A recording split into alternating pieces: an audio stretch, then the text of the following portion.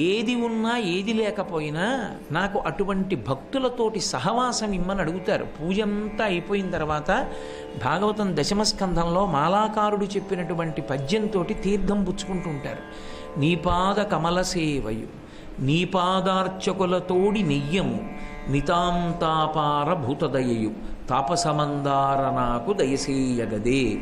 ప్రసాదం నోట్లో వేసుకునేటప్పుడు కానీ తీర్థం తీసుకునేటప్పుడు కానీ ఈ పద్యం కానీ నీ పద్యావళులాలకించు చెవులున్ నిన్నాడు వాక్యంబులన్ నీ పేరన్ పనిచేయు హస్తయుగమున్ నీ మూర్తిపై చూపులున్ నీ పాదంబుల పొంతమృక్కు శిరముల్ నీ సేవపై చిత్తముల్ నీపై బుద్ధులు మాకు నిమ్ము కరుణన్ నీరజపత్రీక్షణ అంటూ తీర్థప్రసాదాలు పుచ్చుకుంటారు ఇప్పటికీ చాలామంది పెద్దలు. ఎందుకని అంటే నీ పాద కమల సేవయు, భగవంతుని యొక్క పాదములను సేవించడం అంత తేలిక విషయం కాదు. అంతటి భక్తి కుదురుకోవడం అంటే అది ఎక్కడో పూర్వజన్మలలో చేసుకున్న పుణ్యం. అందుకే శంకరులు అమ్మవారి గురించి ఒక మాట చెప్పడం అంత తేలికేం కాదు అన్నారు. శివశక్త్యాయుక్తో యది భవతి శక్త ప్రభవితుం నచేదేవం దేవో నఖలు కుశల స్పందితుమపి అతస్త్వాం ఆరాధ్యాం హరిహర విరించాదిభిరవి ప్రణంతుం స్తోతుం వా కథమకృత పుణ్య ప్రభవతి. నమస్కరించాలన్నా స్తోతుం వా, భగవంతుణ్ణి స్తోత్రం చెయ్యాలన్నా కథమకృత పుణ్య ప్రభవతి. గతంలో ఏదో పుణ్యం చేసి ఉండకపోతే ఎక్కడి నుంచి వస్తుందో ఆ అదృష్టం రమ్మంటే అది వచ్చేది కాదు. కాబట్టి నీపాద కమల సేవయు, అది దొరుకుతుందో దొరకదో ఈశ్వర, నిలబడుతుందో నిలబడదో, పైగా భక్తి యందు ఉద్ధాన పతనములు ఉంటాయి. భక్తి కుదురుకోవడం కష్టం, ఘనీభవించదు. ఒకనాడు బాగా కుదురుకున్న భక్తి ఏదో ఒక సంఘటన జరిగిందని అక్కడి నుంచి ఈశ్వరుడి మీద భక్తి విడిచిపెట్టేస్తాడు. విడిచిపెట్టేసి అబ్బే దేవుణ్ణి నమ్ముకున్నాను నాకేమొచ్చిందండి అని కొన్నాళ్ళు మానేస్తాడు. మళ్ళీ దూరం అయిపోతాడు, మళ్ళీ దగ్గర అవుతాడు. ఇదంతా పెద్ద హడావిడి జరుగుతూ ఉంటుంది. అలా ఉండదు. భాగవతులతోడి కూడి ఉంటే ఏమవుతుందంటే నిశ్చల భక్తి తనంత తాను ఏర్పడిపోతుంది. ఎందుకంటే తన ఎదురుగుండా ఉన్నటువంటి వ్యక్తికి కూడా కష్టాలు ఉన్నాయి. ఉన్నా కూడా ఆయన భగవంతుడి నుంచి అంగుళం జరగకుండా ఈశ్వరుణ్ణే పట్టు కూర్చుంటాడు. ఆయనే అలా పట్టు కూర్చున్నాడు, మనకేమి, కాబట్టి మనము పట్టు కూర్చోవాలన్నది తేలికైపోతుంది. భగవంతుణ్ణి నిరంతర సేవ చేయడం చాలా కష్టం, అంత తేలికైన విషయం ఏం కాదది. కానీ భాగవతులతోడి కూడి ఉండడం చాలా తేలికైన విషయం. అందుకే నీపాద కమల సేవయు నీపాదార్చకులతోడి నెయ్యము నితాంతాపార భూతదయయు తాపసమందారా నాకు దయచేయకదే అని అడుగుతాడు. పోతనగారి భాగవతంలో దశమస్కంధంలో మాలాకారుడు చేసినటువంటి చిన్ని పద్యం నిజంగా ఎంత విశేషమైనటువంటి పద్యం, అంత అద్భుతమైన పద్యం. అసలు పోతనగారికి ఆ మాటలు ఎలా పడ్డాయో, మహానుభావుడు ఋషి కనుక నితాంత అపార భూతదయయు, అసలు ఇంకా వేదం ఎలా చెప్పిందో అలా పడ్డాయి. అంత అద్భుతమైన మాటలు పడిపోయాయి ఆయనకి. కాబట్టి సత్సంగం చాలా గొప్పది.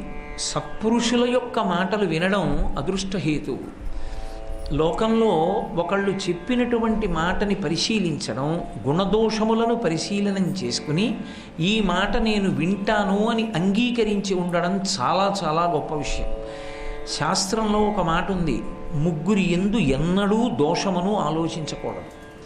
వాళ్ళు దోషం చేశారు అని కానీ, మీరు దోషం దిద్దుకోండి అని కానీ చెప్పకూడదు.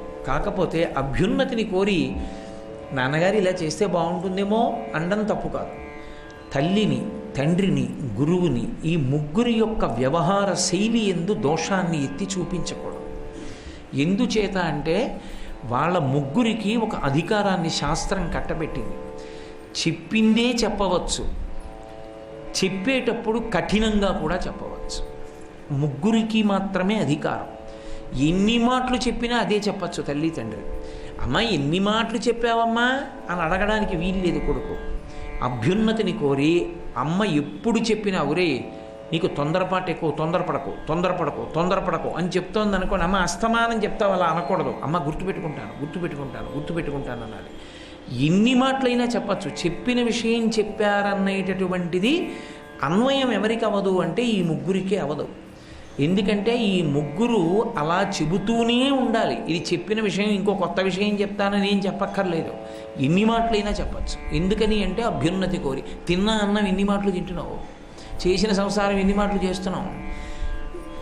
భగవత్ సంబంధమైన మంచి మాట తల్లి తండ్రి గురువు దగ్గర విన్నది వినడానికి అభ్యంతరం ఎందుకు వస్తుంది? కాబట్టి రాదు. అందుకే ఎన్ని మాటలైనా వినాలి. మంచి మాట వినడంలో ఎక్కడైనా రాగద్వేషములు ఏర్పడ్డాయా దానివల్ల చెప్పినటువంటి వాడికి ఏమీ ప్రమాదం రాదు. పాడైపోయేవాడు ఎవరు అంటే కేవలముగా వినవలసినవాడు. వినవలసినవాడెవరు? మనుష్యుడు ఒక్కడే. అవకాశం ఉండి వినకపోతే ఆ వినకపోయినటువంటి కారణం చేత ఎంతో సంస్కారాన్ని పోగొట్టుకుంటాడు.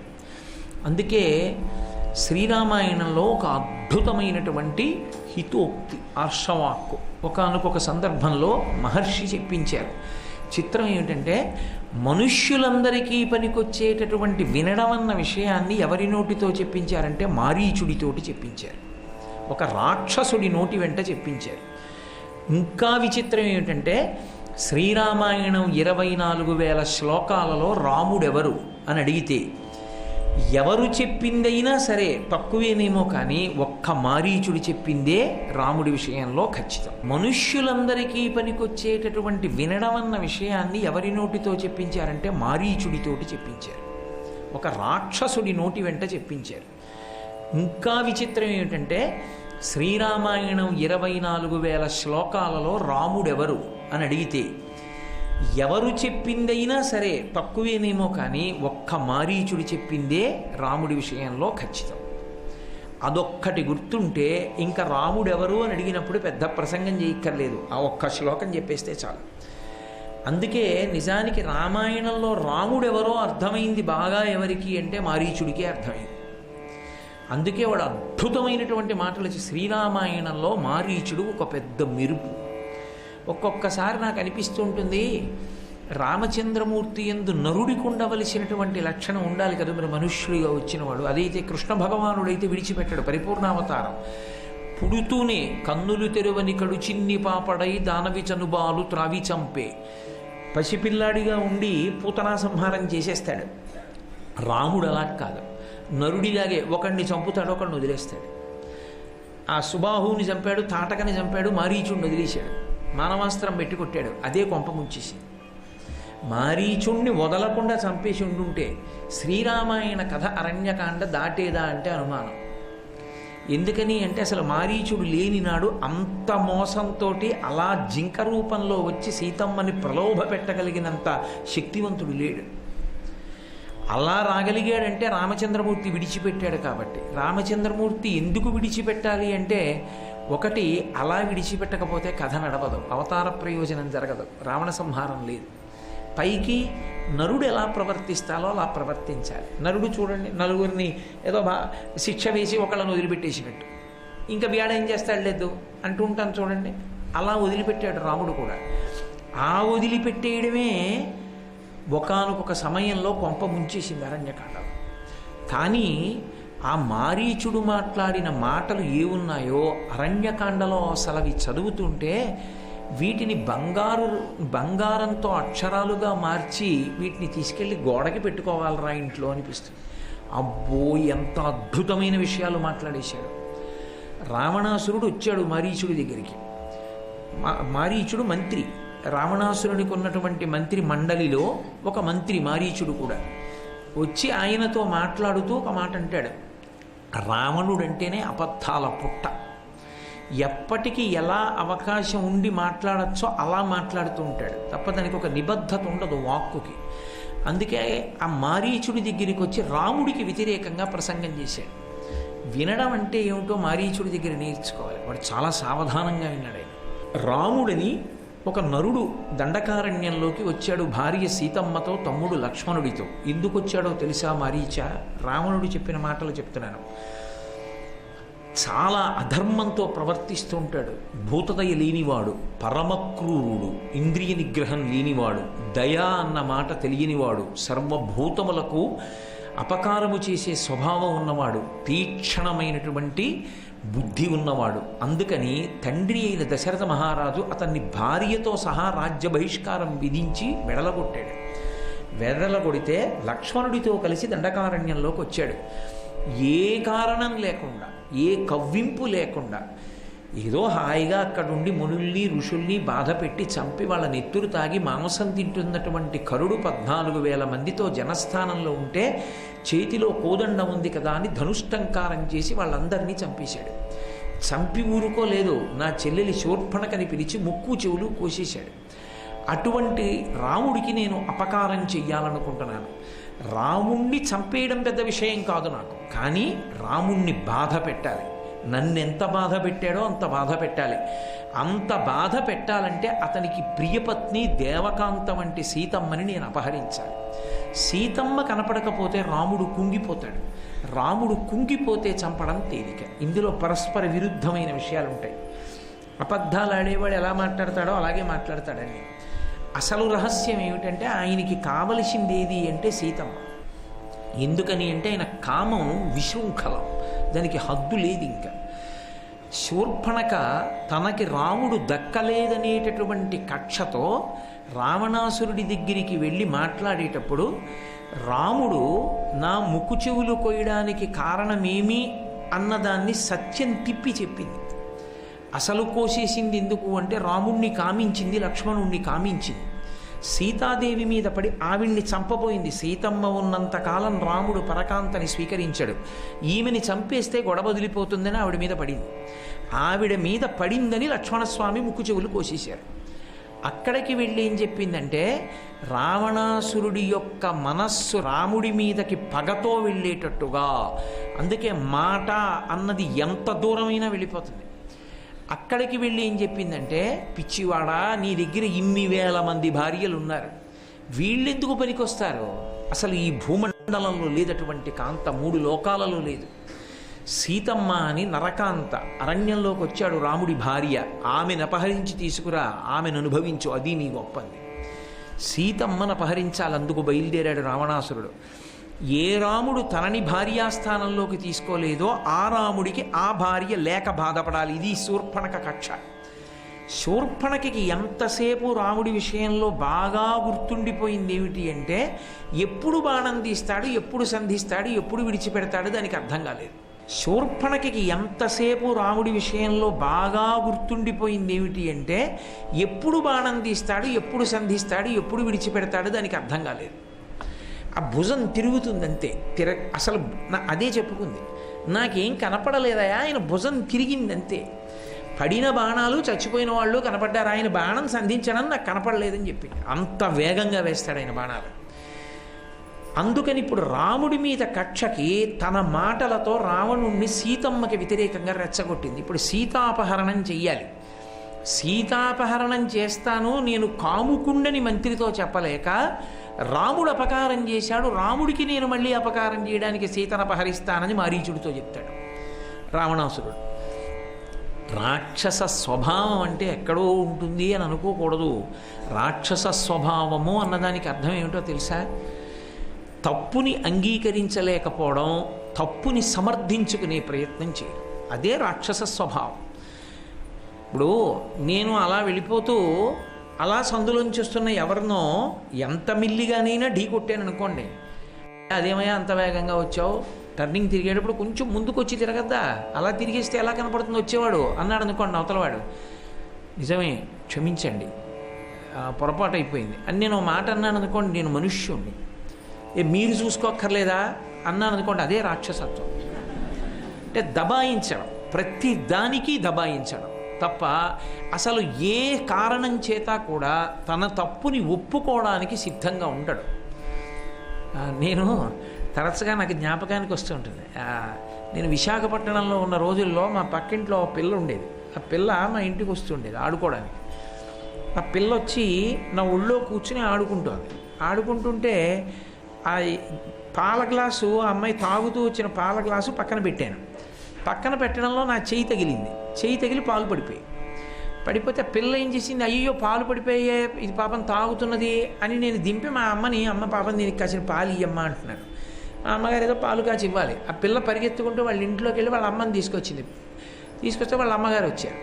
ఏం పర్వాలేదులేండి, మళ్ళీ కాసిన పాలు కల్పిస్తాను, దానికి ఏం పర్వాలేదని వాడు గ్లాస్ తీసుకుంటున్నారు. అంటే నేను పాలు గబుక్కుని పాలు పడిపోయండి, గ్లాస్ పడిపోయిందండి అన్నాను.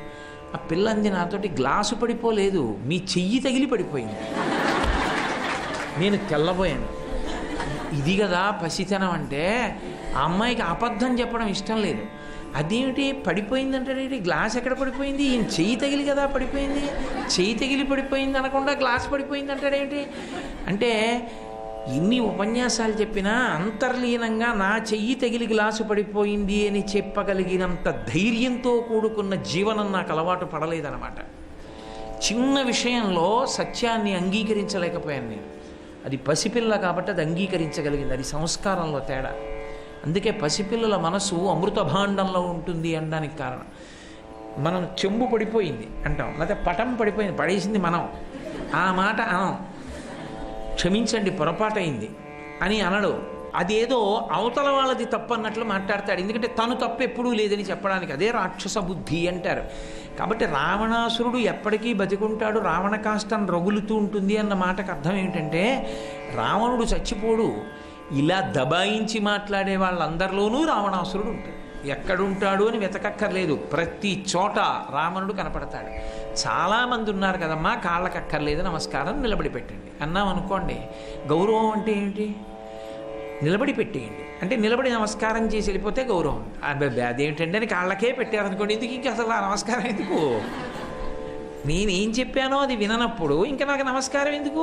ఏ రకమైన పూజనీయత అది? అక్కర్లేదు, నిలబడి పెట్టండి, తప్పకుండా మీరు చెప్పినట్టు చేస్తాం అని నిలబడి పెట్టి వెళ్ళిపోయారనుకోండి. నా మాట మీద గౌరవం ఉండి నాకు నమస్కరించడానికి మీకు అర్హత ఉంది, మీ నమస్కారం పుచ్చుకోవడానికి నాకు అర్హత ఉంది. నిలబడి పెట్టండి, నిలబడి పెట్టండి అని నేను అంటుంటే వంగి కాళ్ళకే పెడతాం అన్నారు అనుకోండి. అప్పుడు ఎందుకు అసలు ఆ గౌరవయ్యా? ఆలోచించండి. అదే మూర్ఖత్వం, దానికి అర్థం ఉండదు. అది ఒక రకంగా లోపల పెరిగిపోయిన రాక్షసత్వం. వినయం అంటారు కొంతమంది. అబ్బిబ్బే అది కాదండి, మీ కాళ్ళకి దండం పెట్టడంలో వినయం కాదు, నేను చెప్పింది వినడం వినయం. అంతేగాని వద్దన్నది చేస్తే వినయం ఎందుకు అవుతుంది? అవదు. కాబట్టి రాక్షసుడంటే ఎక్కడో ఉండడు. అందుకే రావణుడు మారీచుడితో అలా మాట్లాడతాడు. అన్నీ విన్నాడు మారీచుడు. అన్నీ విని తను మాట్లాడడం మొదలుపెట్టి ఒక మెరుపు మెరిపించాడు.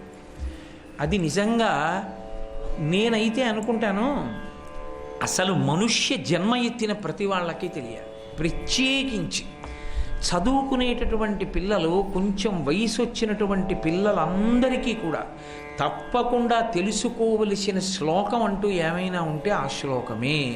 అసలు పిల్లలకి ఆ శ్లోకం ధారణలో ఉంటే, వాళ్ళకి ఆ శ్లోకం యొక్క విలువ తెలిస్తే వాళ్ళ జీవితాలు సగం గట్టెక్కిపోయినట్టు. అంత గొప్ప శ్లోకం చెప్పాడు ఆయన. ఆయన అన్నాడు, సులభాః పురుషారాజన్ సతతం ప్రియవాదినః అప్రియస్యతు పథ్యస్య వక్తా శ్రోతా చ దుర్లభః. అద్భుతమైన శ్లోకం. దాంతోనే ప్రారంభం చేశాడు మారీచుడు. సులభాః పురుషా రాజన్, హే రాజన్, ఓ మహారాజా, లోకంలో సతతం ప్రియవాదినః, అవతలవాణ్ణి పొంగిపోయేటట్టు చేయడానికి, అవతలవాడితో విభేదించడం ఇష్టం లేనివాడు, మనకెందుకు వచ్చిన గొడవలేదు అనుకునేటటువంటి వాళ్ళు చాలామంది ఉంటారు. వాళ్ళు ప్రియవాదినః, వాడు నీకు మంచి చెప్పాలనే ప్రయత్నం చెయ్యడు. ఏం చేస్తాడంటే, అయ్యా నీ గోతులో దూకుదాం అనుకుంటానంట. అయ్యో చేయండి, తప్పే ఉందంటాడు. నాకే పడితే వాడు పడతాడు, ఆ తర్వాత వాడికే తెలుస్తుంది. తప్పించి ఎవడూ కూడా సాహసించి మంచి మాట చెప్పేవాడు ఉండడు. అందున కఠినంగా అవసరమైతే కొంచెం వాక్కు యందు పారుష్యమున్నా సరే, కఠినంగానైనా సరే, అవతలవాడి యొక్క మేలు కోరి మాట్లాడేవాడు ఉండడు లోకంలో. సర్వం శ్రీ ఉమామహేశ్వర పరబ్రహ్మార్పణమస్తు. స్వస్తి.